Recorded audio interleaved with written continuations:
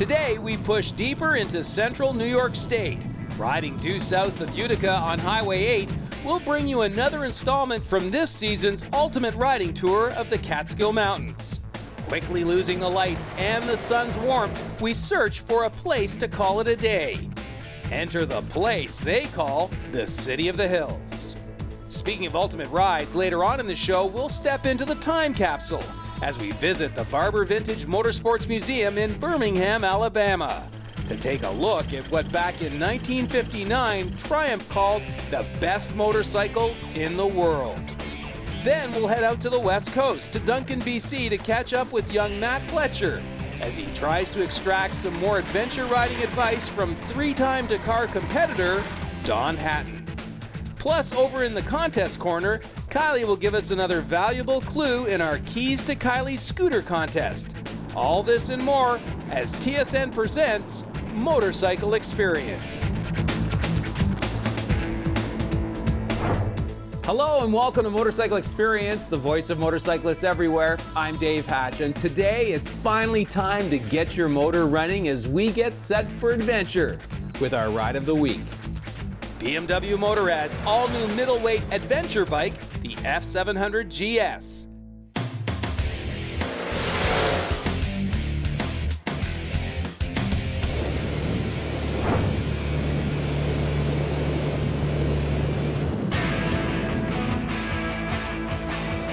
This spring, in the middleweight dual sport category, you also have the all-new Honda NC700X Parallel Twin, the long-running Kawasaki KLR 650 single, and the Suzuki V-Strom 650 twin, all giving the Bimmer a serious run for its money.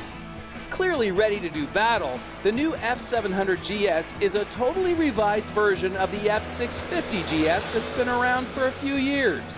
Powering the 700 is the same 798cc parallel twin as the 650, only the new model has been tweaked to produce a few more ponies and foot-pounds of torque. BMW also restyled the fairing. To me, it looks more aggressive. Also adding a new windscreen and instrument cluster for good measure. The other big visible difference with the new 700 over the 650 is the addition of a second Brembo disc brake up front. ABS is standard equipment. But over in the option column, you can now also choose a lowering kit, electronic suspension adjustment, or ESA, and anti-spin control, or ASC, all great additions. So how does the F700 GS stack up against the competition? Well, here's what viewer Ken Edick had to say after a day in the saddle. So Ken, you're a big Goldwing touring guy. We know that you've been on the show before, and I thought, all right, what sort of a left turn can we throw at them this year? Because last year it was a cruiser. This year I thought, adventure bike. I wonder how many of these you've ridden. Yeah, you're messing with my mind every time you call me in, and I really tend to enjoy it after I get pleasantly surprised. But again, I've been running 6 cylinders, 4 cylinders. You keep throwing these twins at me, and I gotta believe when I get up in the morning, I go, oh, this is gonna hurt. I cannot believe how far the twins have come and the smoothness, and this one's right up there with the rest of them. I just couldn't believe I was running a twin. I had to keep telling myself that all day. Well, this is all about adventure touring, and now BMW has added this 700 designation. Now, we're going to say 700 cc's, but it's not really 700 cc's. It's a twin, though. Well, I know, but BMW is getting so much money out of this engine because they stuck it in a 650, but it was this engine. They've now called this a 700, but it's not a 700 cc. They put it in the GS 800, and it's a 798cc engine. So the model number on the Beamer isn't indicative of the engine every time. But this engine is just absolutely incredible. The motor, like you said, it's in a lot of platforms with BMW, but it works. It does, and you know, again, the twin, the smoothness, the roll-on. The biggest thing I found was first gear sort of caught me off guard because just the way it pulls away and the clutch reaction. I thought several times I was pulling away in second, but first gear had a lot of range on that engine, and yet it doesn't work. It's like I say, I'm talking of an engine that's a fraction of what I've been used to for so long, and the roll-on power of this thing is just blows my mind. And what you get in reverse is you get really nice fuel economy. That's one thing I can attest to. They're good on gas. Well, I was beginning to think the fuel gauge was broken because it didn't move all day long. Right. So you like the motor. What about the clutch and tranny? BMW fit and finish of the mechanic part is just where all the other ones are. Butter smooth, the click gear was beautiful, it was solid, and the 6-speed gearbox, just the power band is incredible for the fact that it's adventure riding. I'm not sure exactly what that entails, but it's no slouch when it comes to getting it out on the highway too. Now the 650 GS came with a single disc. When you move up to the 700 GS, you get the dual discs, ABS as well. So how did you find the stopping power? Dead on. I mean, very smooth, very responsive. This particular one, the rear brake pedal is not set up exactly where I would put it, so there was a lot of travel before it got into the game. So I was doing a lot of my braking through the front, but smooth, not surprising. But if you wanted to clamp down, solid all the way. Yeah, it's very, pulls right down and very smooth through the whole range. Terrific. Now, adventure riding, adventure sport riding is all about having a lot of wheel travel and a lot of suspension. The bikes tend to be tall. This isn't a particularly tall bike, but how did you find the suspension? Yeah, I guess, adventure bikes, like you say, are notoriously tall, and I'm 6 foot, and I know I've been on a lot of those bikes, and I'm tippy-toe. I am flat foot on this with no problem, and I was doing a little reading up to say that this is their entry-level adventure bike. And they've detuned the total impact of the 798cc engine. Right. So they detuned it a bit. They've taken shorter shock and travel suspension considerations, and this is the lowest seat they can put on it. So it appeals to a lot more people that would be turned off because they are typically so tall. Yet still left enough clearance for off-roading in the adventure mode. What about the riding position and the comfort of riding? There probably isn't an orthopedic surgeon that wouldn't agree this is the most good work you can do for your back. The posture was, I knew my back was straight up. It was a nice reach to the handlebars. I didn't feel fatigued. And I guess the part was because I was so exposed, the wind pulling back on me just made me want to sit in that position. I had lots of range in the seat, very, very flat. So there was no butt stop to say where I couldn't sit. But once it was all said and done and I was in for the longer stretches, it was just ergonomically perfect for me, and my feet are underneath where I'd like to see them. So who's going to be attracted to this bike? Who would benefit by buying this bike? Myself, somebody that doesn't know anything about adventure riding. This was not as abrupt and dramatic. Yeah. It was it's got very nice street manners, and yet I wasn't even thinking about the fact of going onto that gravel or that grass where I would have on my large touring machine. Right. And these aren't the most aggressive tires by any stretch of the imagination. Yeah. It's obviously designed to somebody that'll do 70-80% street riding and still 20-30% off-roading without having to worry about what that entails. So overall, what's your summary feelings about this particular bike? I love it. You keep doing this to me. I've got the biggest behemoth of bikes around, and when I come back to my roots of a simpler bike without all the fancy doodads around it, the power to weight ratio, the nimbleness of wanting to be out there in the wind, this one addresses it with a ride that doesn't shake up my spine. And I'm getting too old to be shuck around too much. Nice job, Ken. I'm glad it put a smile on your face. Thanks a lot, Dave. Fun as always. Thanks again, Ken. Great job. Still ahead, there's plenty more experience. Sticking with our adventure touring theme, we'll grab some last-minute safety tips as Matt and Don get set for adventure out on Vancouver Island. We'll also step back into time to examine a legendary set of wheels from the golden era of riding. And we'll reveal another key feature during our Keys to Kylie's scooter giveaway. Stay with us. Motorcycle Experience is brought to you in part by Honda Motorcycles, BMW Motorrad, and Triumph Motorcycles.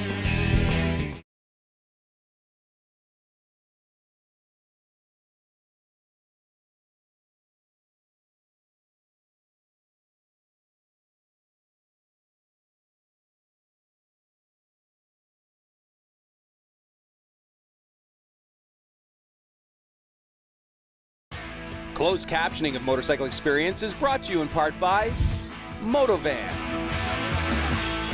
Welcome back as TSN presents Motorcycle Experience. I'm Dave Hatch, and one of the nice things about spring, besides your first ride, a new visor. Anyway, it's time now to head out to Duncan, BC. This week, Matt is learning that breakfast is definitely the most important meal of your day. This week, before the guys hit the trails, Don wants to make sure that Matt has plenty of fuel in his tank before he heads out on the fire roads. All right, Don, I'm all suited up. Let's get on this bike. I'm ready to go. Yeah, and I must say, you look pretty damn fancy in all that gear. Thank you. It looks great, Matt. You don't look so much like a road racer anymore. Okay, so we got a few things we got to do before we head out on this mission. Okay. So what did you have for breakfast this morning, Matt? I had a coffee and a donut. Really? Yes. Ah, I can see you're in training. Well, I can tell you right now that a coffee and a donut is not going to cut it. Okay. We're probably going to ride a couple 100 kilometers up into the mountains today. Oh, wow. And you definitely need to have food that's going to sustain you. So I think you should go back and have yourself a bowl of oatmeal or something that's going to stay with you all day. Okay. And coffee it dehydrates you, so you need to drink a lot of water. So okay. Today you missed that. So what we're going to do is tomorrow when we go out, I'm going to insist that you have 24 ounces of water before we even get out the door. Okay. The other thing that we're going to do today is we're going to plan a little bit ahead. So first thing we got to do is make sure that you've got water to be hydrated. And what I'm going to ask you to do today is every 15 minutes or so, I want you to take 5 gulps of water. Okay.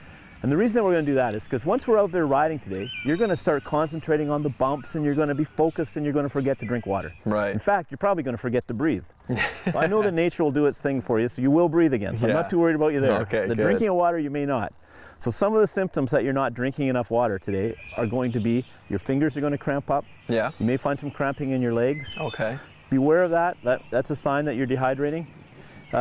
Your timing's going to start going off. If you're getting dehydrated and tired, you're going to start finding that you see the bump, you want to react to it, but you already hit it before you react. Oh. That's a sign that you're getting dehydrated, you're getting tired, and it's time for us to rest. So you let me know when you feel that way, and we'll pull over and we'll give you a chance to have a little nutrient and keep going. All right.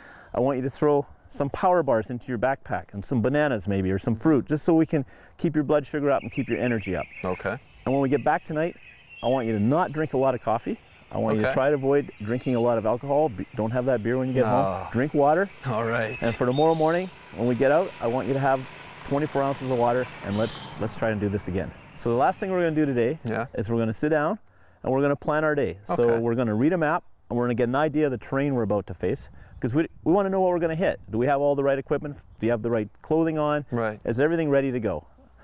Secondly, we want to find out where the gas stops are, because if we don't have a gas stop, we don't want to spend the night out there. We don't want to have to use all that fancy new equipment you just we bought. don't have to share that emergency blanket. Yeah, well, I'm not snuggling up with you in an emergency blanket, so I guess you're going to be cold tonight.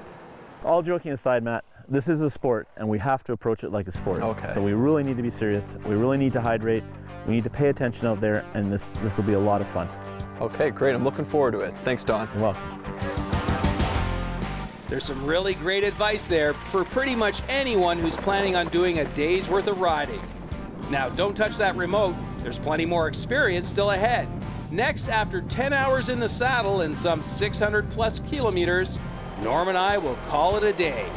Stay with us.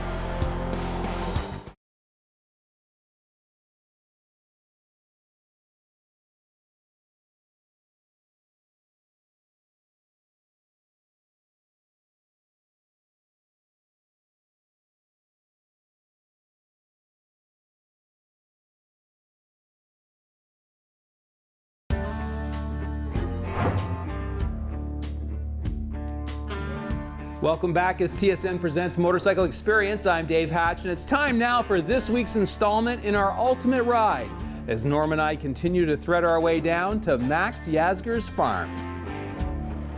This season, Norm and I are heading off to explore the Catskill Mountains, located an hour or so northwest of New York City. The Catskills are part of the Allegheny Plateau, and according to the map, the mountainous resort area, home to many so-called Borscht Belt vacation resorts, promised us some 4,000 feet of elevation, and hopefully some twisty riding. To get there, we basically rode south from Kingston, Ontario, and then east from Syracuse, eventually choosing New York Route 8 as our primary route south along the Unadilla River. Today, we pick up the story some 10 hours out of Toronto. With shadows stretching across the damp road and the temperature hovering above zero, it's pretty much time to call it a day. Well, Norm, we're in Oneonta. We've managed to find a Hampton Inn and Suite, and it's the end of really a perfect fall day. And the last couple of hours were tremendous. Yeah, absolutely. You know, we came down 8, and that was a nice wide, hilly, winding road, smooth pavement, and decided to make a left on 51 and take a little bit of a side road and got a little more rural, and then it got even more colonial, a little bit older in sites that we were seeing, so it was just fantastic. Yeah, so we followed the Unadilla River down 8 there, and it was windy, and then, as you said, as we turned up 51, that was Mount Upton that we were climbing, and then on to 23, and just a terrific afternoon. It got warmer and warmer, the roads got better and better. I couldn't have imagined a better fall ride. And it's really cool riding through these old small town USA kind of towns, because one of the things I really enjoyed was seeing the cemeteries as we were riding along, because they come right to the edge of the road. And you know, the further back you look into the cemetery, the darker the stones get. They're almost black at the backs. You know, these things have been here a couple of hundred years at least. So lots of history, definitely. Yep. Yeah, I wanted to stop in almost every town, and the dates and the historic plaques were flying past, but the dates, you know, I saw 1780, 1790, 1810, the old taverns. There's a lot of great history here. And so we've managed to find a place to stay tonight, and I guess really we're just at the entranceway to the pure Catskills Resort region, and that'll be our target tomorrow. About an hour and a half south to head down towards Bethel, which is your favorite site of the trip, where Woodstock took place. Yeah, so we're about an hour and a half away from there, and I guess there's any number of routes that we can choose. We'll probably decide something in the morning over breakfast, but I don't know. I started out this morning, it was blustery and cold and sunny. It threatened rain all day, but we never got wet. Then the sun came out again, and here we are, it's clouding over again, but it's 21 degrees, and it's been one ultimate ride. Absolutely. So next week we'll be right into the thick of it as we explore the Catskills during autumn's full bloom. In the meantime, we'll continue to stick with our scooter theme as we turn our attention to this season's contest giveaway. How would you like to win the keys to your very own Honda Journo scooter? Well, here's Kylie to tell you how. Thanks, Dave. Last year we received a lot of emails about scooters. It seems like people are riding them all over Canada. Dave's been offering a lot of scooter tips and advice on motorcycle experience for the past couple of years now, because they're really fun, a great way to get into motorcycling, and a great way to get around. Because we've been getting a lot of interest in scooters from viewers all across Canada, we thought we'd hold a contest where you could win my cool new Honda Journo scooter. Each week, we're going to answer some viewer mail about scooters, and you need to remember the subject.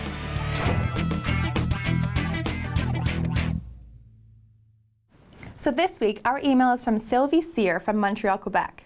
She's a student at one of the universities and wants to know how much stuff she can carry around on her scooter. So let's take a look at this scooter. In the front here, we have a small storage compartment for your cell phone, wallet, the small stuff. And here under the seat, we have a lockable storage compartment that you can fit your helmet, books, laptop, or maybe even some groceries. So as you can see, Sylvie, scooters are super practical for storage. Excellent. So that's this week's contest key feature. Most scooters have lockable storage trunks. Now let's get right down to the nuts and bolts. How to enter the Keys to Kylie's Scooter contest. All you have to do is surf the Motorcycle Experience website and click on the Kylie's Keys link.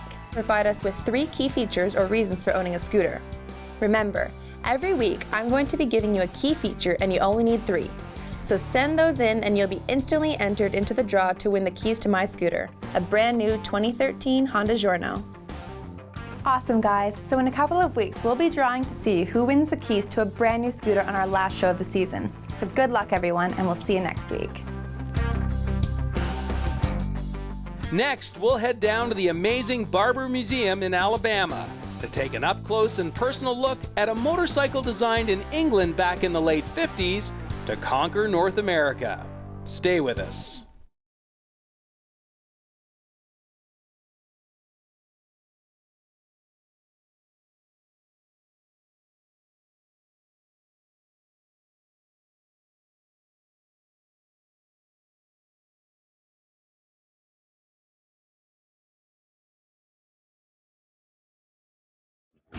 Motorcycle Experience is brought to you in part by Honda Motorcycles,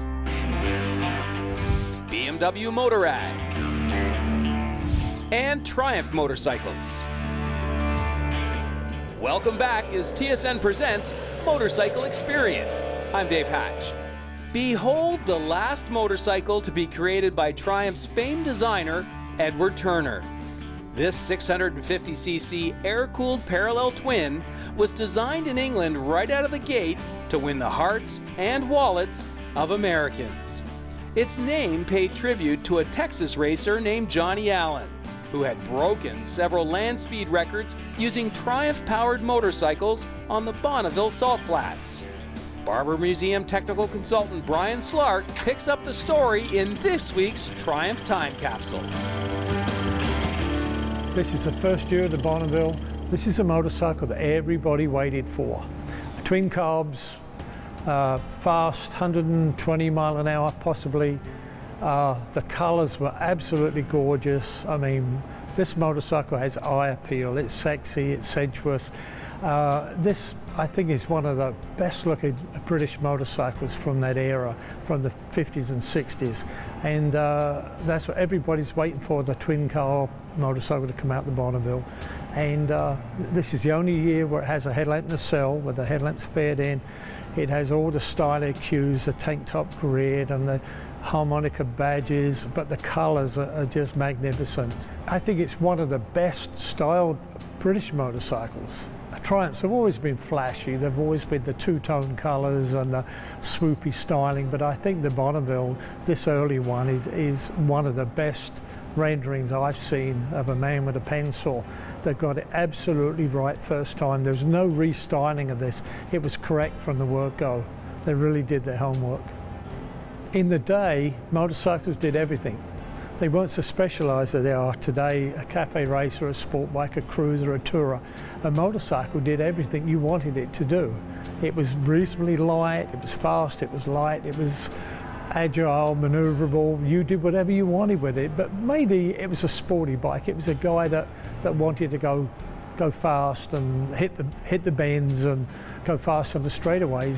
A lot of these motorcycles in the late 50s and 60s were export only. So the home market, you were lucky to get one.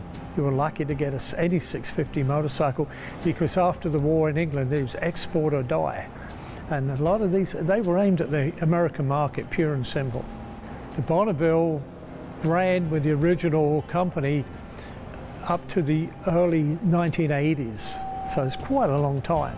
Triumph still use the name 55 years later, so it has a long heritage. But this was the super sports model. When it came out, this was the ultimate twin. Amazingly, some 50-odd years later, the Triumph Bonneville and its popular parallel twin format lives on in the form of a fuel-injected 865cc Bonneville T100. And we'll bring you a review of that motorcycle next week, right here on The Experience.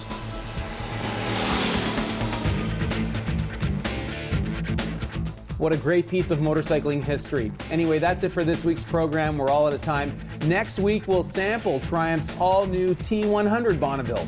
So till then, keep your feet on the pegs and your right hand cranked. Bye for now.